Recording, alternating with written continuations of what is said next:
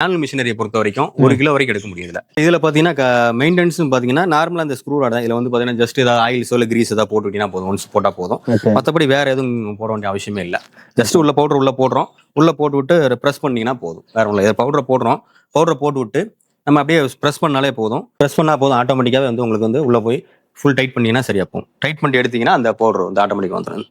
Sir இது வந்து உங்களுக்கு வந்து 70 கிலோ வரும் சார் வெயிட். இதுலேயே வந்து பாத்தீங்கன்னா உங்களுக்கு இந்த சைஸ் இருக்கு இல்லையா, பார் சைஸ் இருக்கு இல்லையா, பார் சைஸ் நம்ம போட்டுறது வந்து பாத்தீங்கன்னா இப்போ வந்து இது வந்து 6க்கு 8 சைஸுங்க, 8 இன்ச்சுக்கு 6 இன்ச்சு சைஸ். இதுலயே ஒரு சிலர் வந்து 4க்கு 4 கேட்பாங்க, 4க்கு 6 கேட்பாங்க. அந்த சைஸை பொறுத்து கொஞ்சம் மாறும். சைஸ் சப்போஸ் மாறுறப்போ ரேட்டும் கொஞ்சம் சேஞ்சஸ் இருக்கும். இது வந்து இந்த மிஷினோட காஸ்ட் வந்து 40,000 வருதுங்க. என்னன்னா இது அடிஷனலா சம்திங் இது வேரி அந்த பாக்ஸோட சைஸ் அதிகமாகும் கம்மியாகிறப்போ ரேட் சின்ன வேரியேஷன் இருக்கும், பிளஸ் மைனஸ் இருக்கலாம். இதுலயே சார் நிறைய கஸ்டமர் பாத்தீங்கன்னா வீட்டுல அந்த கிராசரி ஐட்டம் இருக்குல்ல, புளி அந்த மாதிரிலாம் இருக்கு, டேட்ஸ் எல்லாம் போட்டு பண்றாங்க. பட் என்னன்னா இந்த இது மட்டும் உங்களுக்கு எஸ்எஸ்ல வரும். ஓகே, எஸ்எஸ்ல வரும். இந்த பாக்ஸ் இந்த செட்டப் இது மட்டும் எஸ்எஸ்ல வரும்.